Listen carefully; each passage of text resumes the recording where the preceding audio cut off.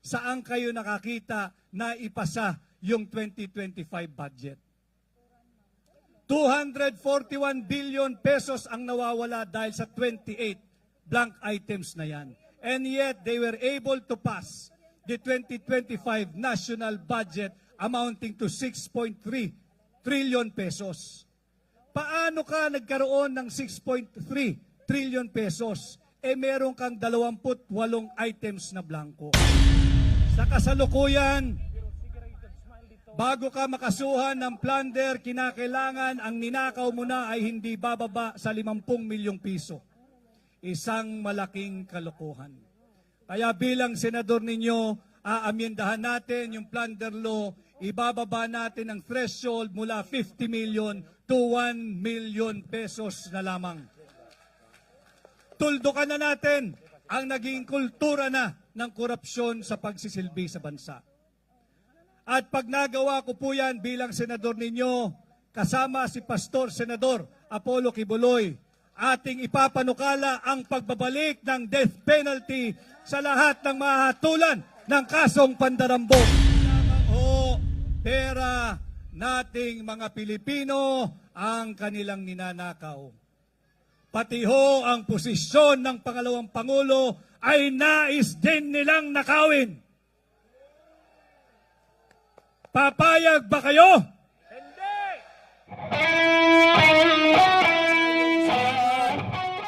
Sa inyong mainit na pagdawat kanako,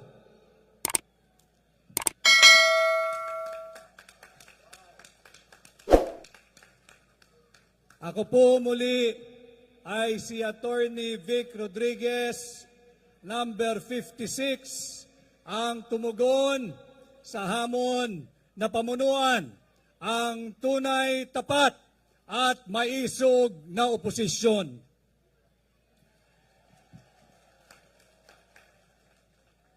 Alam ninyo ang napakaraming problema na kinaharap ng ating bansa. Subalit, pag-usapan natin dalawang bagay. Yung huwad na impeachment laban kay Vice President Inday Sara Duterte. Napakarami binibida nila, napakaraming mangbabatas. Ibinida nila 215 congressmen ang pumirma upang i-impeach si Vice President Inday Sara Duterte. 215 sa loob ng 7 oras. Pang Guinness World Record po yan. Ang nakasaad sa ating saligang batas na saring advokasya na hakbang ng maisog. Ang hakbang ng maisog ay nananawagan for this government and for every Filipino to uphold, respect, and defend our Constitution. Subalit sinalaula ang proseso ng impeachment. 215 congressmen ang pumirma sa loob ng 7 oras. Ayon sa ating saligang batas na siyang nakaukit, nakasulat at may garansya sa Article 11, Section 4, kinakailangan verified impeachment complaint. Pag sinabing verified, kinakailangan ito ay base sa kanilang personal knowledge o kaalaman o kaya base sa authentic document. Alam mo ninyo, pag inyong babasahin yung impeachment complaint na 33 pages, kung inyong talagang iintindihin, ang kaya lamang ho pumirma sa 1 oras ay 6. Sapagkat kung babasahin, iintindihin at ibabase ito sa personal knowledge o dili kaya sa authentic records, you have to have at least 10 minutes para maintindihan ito at bago mo pirmahan. Sa 10 minutong yan, sa loob ng 1 oras, 6 lamang ang makakapirma. Sa 7 oras na walang break, walang snack break, walang CR break, walang kahit anong break, 42 lamang ang makakapirma na mangbabatas. Saan galing yung 215 na pirma? Sa akap, na ang ibig sabihin pala ng akap ay ang kakapal ng aming pitaka. Yan pala ang tingin ng mga tiwaling mangbabatas. Habang kayo'y binibigyan ng 2,000, 3,000, higit marami ang inuuwi nila. Kanya pala ang akap ay ang kakapal ng aming pitaka. Kahit sabihin natin na sila'y sadyang mga henyo, subalit hindi ako naniniwala dahil isa lang ang kilala kong henyo sa Kongreso, yan ay si Senador Dante Marcoleta. Kahit po tig-5 minuto kada kongresista, sa loob ng 1 oras, 12 lamang ang maaaring pumirma. At sa loob ng 7 oras na walang kahit na anong break, 84 lamang ang maaaring pumirma. Saan galing yung 215 na pirma diyan sa tinatawag nilang verified impeachment complaint? Kitang-kita kung paano sinalaula ang proseso. Laganap ang korupsyon at kasama ko na lumalaban dito ay isang batang-batang abogado, bagong kasal at gagawin ninyong bagong senador, si Senador Attorney Jimmy Bondoc.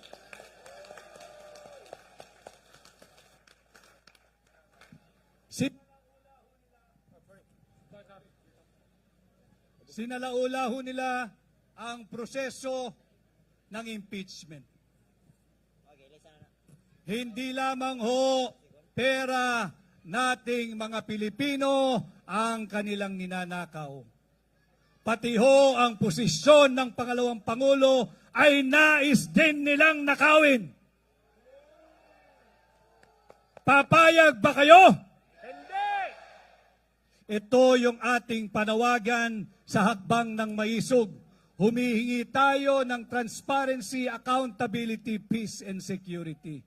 Nananawagan tayo sa lahat ng Pilipino to uphold, defend, and respect our Constitution.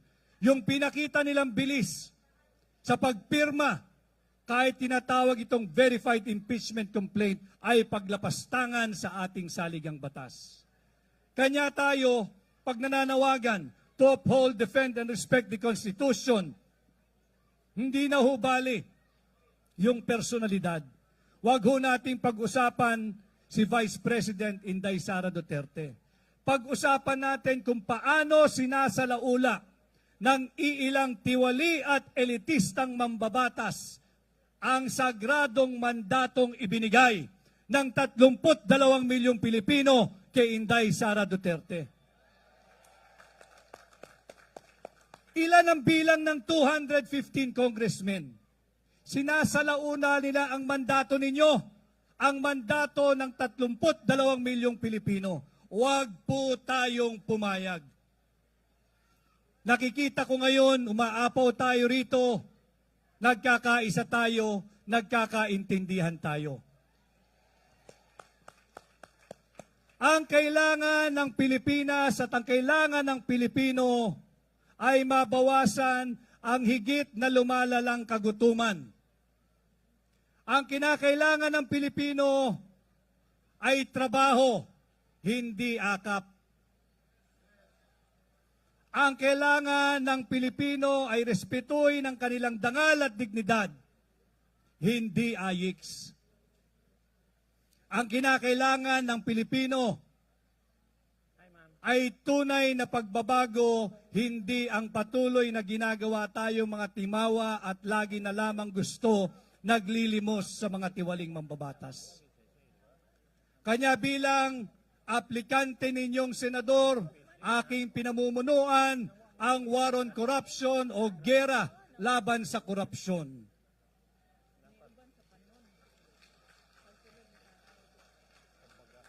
Katulad din ng aking kasama sa tinatawag nilang Team Suka. Ang suka ang kalaban ng mga tanso. Ang suka rin ang kalaban ng mga peking ginto. At ang suka rin ang tatapos sa mga nambubudol sa ating mga Pilipino. Kinakailangan ho natin ng mga kasama. Nariyan na si Senador Dante Marcoleta, nariyan pa si Senador Jimmy Bondoc. Kinakailangan natin yung number 53 na kapwa ko galit sa korupsyon. Isama natin, suportahan, tangkilikin, Senador Pastor Apollo C. Quiboloy. Kinakailangan natin magsama-sama. We must all understand what is at stake for our country this midterm election. You have to take this midterm election as a referendum. Payag ba kayong magpatuloy pa ng 3 taon ang ganitong baluktot na pamumuno? Hindi. Higit bang mabuti ang buhay ninyo ngayon kaysa sa buhay ninyo noong ang Pangulo ay si Pangulong Rodrigo Duterte? Ligtas ba ang pakiramdam ninyo ngayon pag kayo'y naglalakad sa lansangan? Mas kokonti ba ngayon ang droga at drug addict sa lansangan kaysa nung panahon ni Pangulong Duterte? Ito yung mga mahalagang usaping panlipunan na dapat nating gawing batayan sa pagpili ng ating mga bagong magiging leader pagdating ng May 12, 2025 election. Ang mga Duterte-approved and certified senatorial candidates nangangampanya lamang base sa aming kakayahan, subalit kami ay patuloy na sinisiraan. Ito ho yung mga dapat nating pinag-uusapan. Hindi po yung impeachment laban kay Vice President Inday Sara Duterte. Hindi tayo mabubusog sa impeachment na yan. Hindi tayo magkakaroon ng 20 pesos kilo ng bigas sa impeachment na yan. Hindi bababa ang presyo ng pasahe, ang presyo ng produktong petrolyo at ang presyo ng pangunahing bilihin pag pinag-uusapan natin ang tungkol sa huwad na impeachment. At bilang namumuno sa gyera laban sa korupsyon, bilang tunay at maisog na oposisyon, aking pinamumunuan at bilang senador ninyo, nais kong amyendahan ang tinatawag nating batas laban sa pandarambong, ang batas laban sa mga mandarambong.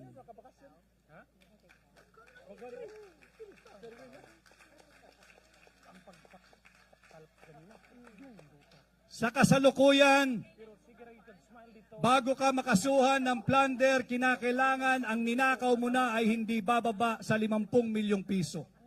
Isang malaking kalokohan. Kaya bilang senador ninyo, aamyendahan natin yung plunder law, ibababa natin ang threshold mula 50 million to 1 million pesos na lamang. Tuldukan na natin ang naging kultura na ng korupsyon sa pagsisilbi sa bansa. At pag nagawa ko po yan bilang senador ninyo, kasama si Pastor Senador Apollo Quiboloy, ating ipapanukala ang pagbabalik ng death penalty sa lahat ng mahatulan ng kasong pandarambong. Death penalty sa lahat ng mahatulan sa kasong droga na siyang kasasangkutan ng mga taong gobyerno, mga banyaga, foreigner o dayuhan.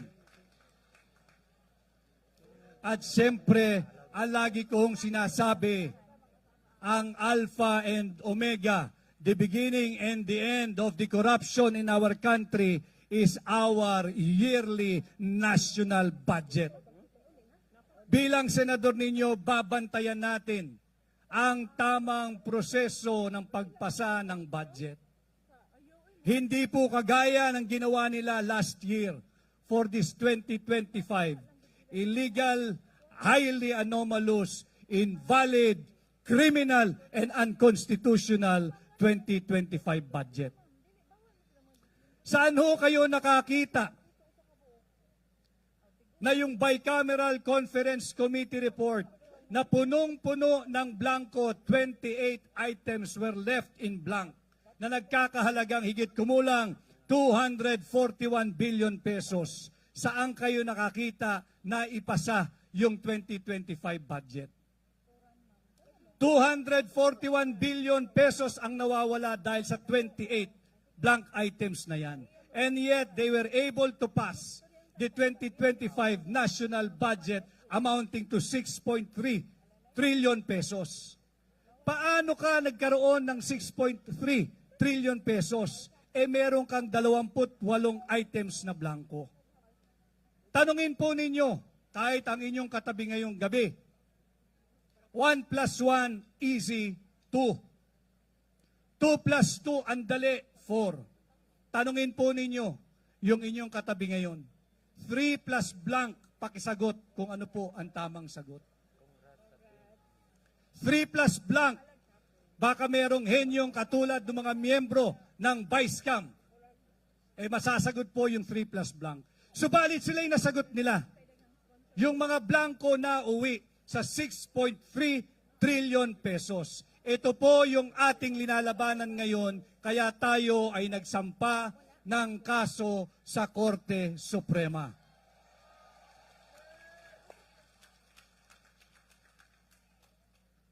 Nalalaman po pa kahit na ng konseho ng tinatawag nating Sangguniang Kabataan. Nalalaman po ng konseho ng barangay, ng municipal council, ng city council, ng provincial council. Nalalaman ninyo kung paano magpasa ng tamang budget. Hindi maaari makapagpasa ang isang konseho ng isang taunang budget pagka merong blanco, kahit isa. Hindi maaari magpasa ang isang konseho ng taunang budget kahit may blanco ang halaga 1 sentimo. Subalit katangi-tangi at natatangi itong 2025 budget. 28 items were left in blank, 200 billion pesos na ipasa nila at naging GAA. Ito po yung aming ipinakita ni Pangulong Duterte kasama si 3rd District Congressman ng Davao na si Congressman Sid Ungab sa inyo. Subalit alam ho ninyo, habang kami lumalaban at nakikipaglaban para sa inyo, uulitin ko, we have all must understand what is at stake for our country this midterm election. Nasa sa inyo. Nasa sa inyong mga kamay. Kung gusto nyo magpatuloy ang baluktot na pamumuno, wala ho kaming magagawa. Para tayo dapat isang pamilya. Hindi mo dapat iasa kay kuya, kay ate, kay bunso, kay nanay o kay tatay ang tagumpay ng buong pamilya. Kinakailangan nagkakaisa tayo, kinakailangan nagtutulungan tayo, kinakailangan ay tulong-tulong tayo. We share in the joy, we share in the pain, we share in the sacrifices, and we share in the challenges. At yung pagsasama nyo sa atin ngayong gabi, kasama ang hakbang ng maisog, kasama si Pangulong Rodrigo Duterte at ang mga Duterte certified and approved senatorial candidates, sa tingin ko, malinaw na ang inyong tugon. Tama na, sobra na. Tuldukan na natin ang kultura ng korupsyon sa ilalim ng kasalukuyang administrasyon. Labanan natin muli ang paglaganap ng kriminalidad. Labanan natin muli ang paglaganap at pagbalik ng droga. At higit sa lahat, labanan natin ang higit na pagiging talamak ng korupsyon. At bilang panghuli, ang dami kong nakikitang kabataan. ito ay para sa inyo. Bakit tayo nagsampa ng kaso laban sa 2025 budget? Alam mo ninyo, malinaw din na nakasaad sa ating saligang batas. Article 14, Section 5 of our Constitution. Dapat ang pinakamalaking budget allocation ay napupunta sa education sector. Ito'y dapat ninyong malaman. Itong 2025 budget, binawasan ng 31 billion pesos ng Marcos administration ang education sector budget. Ito ay sa kabila ng EDCOM 2 report o yung tinatawag nating Second Congressional Commission on Education. Ayon sa EDCOM 2 report, 25% ng ating mga kabataan na may edad 3 hanggang 5 taong gulang ay malnourished, ay gutom, ay undernourished. 25% of them, of our young people, age 3 to 5, gutom. Ayon din sa EDCOM 2 report, halos lahat ng mga estudyante sa public school system na nasa grade 4 ay hindi dapat nasa grade 4 sapagkat ang kanilang competence, knowledge, and understanding and comprehension ay pang grade 1 lamang. Ano ang ginawa ng Marcos administration? Binawasan ng 31 billion pesos ang education sector. Ayon din sa EDCOM 2 report, ang shortage ng classroom natin sa public school system ay 165,000 classrooms. 165,000 classrooms. And yet, last year, para ipakita ko sa inyo na hindi nila interes na mabigyan ng mabuting kinabukasan ng ating mga kabataan, sa kabila ng 165,000 classroom shortage, ang naipagawa lamang ng kasalukuyang administrasyon sa buong taon ng 2024 ay 847 classrooms. Nasaan ang pera nating mga Pilipino? Inuna ang AKAP, inuna ang IX, inuna yung hindi mo makita at maramdaman na flood control programs. Hinuli ang education sector. Ito ho ang estado ng ating education system ngayon. And I am presenting this to all of you so that you will have an enlightened decision pagdating ng May 12, 2025. I am bringing all of this to you so that you will have your own opinion, your own stand on public issues. I am not bringing this to you so that you will side with me. No, it's up to you. Binibigay ko sa inyo itong mga makabuluhang usapang panlipunan. Hindi para kayo ay sumang-ayon sa aking sinasabi. Kinakailangan malaman nyo ito because it is also the duty and part of the advocacy of Hakbang ng Maisog to raise the level of public discourse. Kinakailangan nating iangat ang uri ng usaping panlipunan. Ito ang dapat nating pag-usapan. Hindi yung kung sino ang bagong boyfriend ng ating kapitbahay. Hindi kung sino ang bagong naghiwalay. Hindi yan tutugon sa kagutuman. Hindi yan ang magpapababa sa presyo ng pangunahing bilihin. Hindi yan ang titigil sa paglaganap muli ng droga at hindi yan ang magbibigay ng kapayapaan at seguridad sa ating mga lansangan. Itong mga usaping ito, ang aking ipinapakausap sa inyo, dali ninyo sa inyong mga pamayanan, sa inyong tahanan. Ito ang ating pag-usapan. Huwag nating sayangin itong ginintoang pagkakataon darating, itong midterm election. If we use this opportunity properly, we will be able to effect a regime change without going outside the constitutional loop.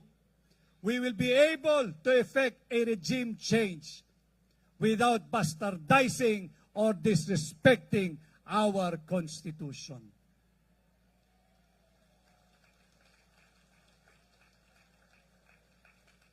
So sana magsama-sama tayo muli, uulit-ulitin ko. Please, you have to understand. And if you do, you have to have your friends understand what is at stake for our country, for you and for your family, and for our collective future this coming midterm election. Mabuhay si Atty. Vic Rodriguez! Mabuhay si Atty. Vic Rodriguez!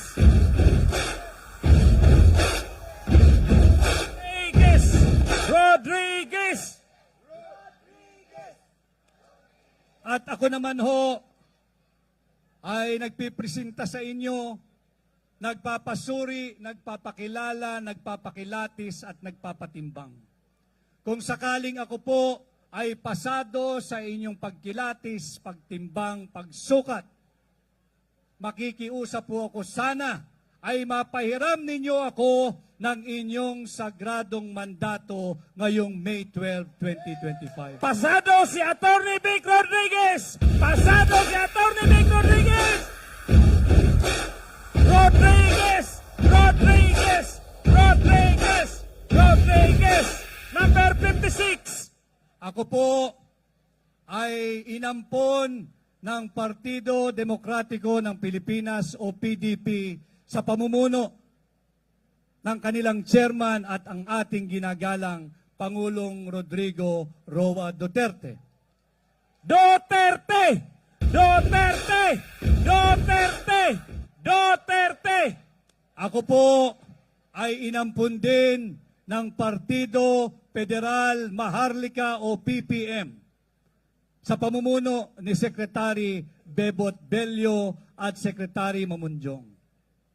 Baka po meron pang puwang sa inyong isip, diwat, damdamin, baka maaari ay ampunin din po ninyo ang number 56 sa balota, Atty. Vic Rodriguez, Pilipino, abogado, maisog. Maraming salamat at magandang gabi ho sa inyong lahat.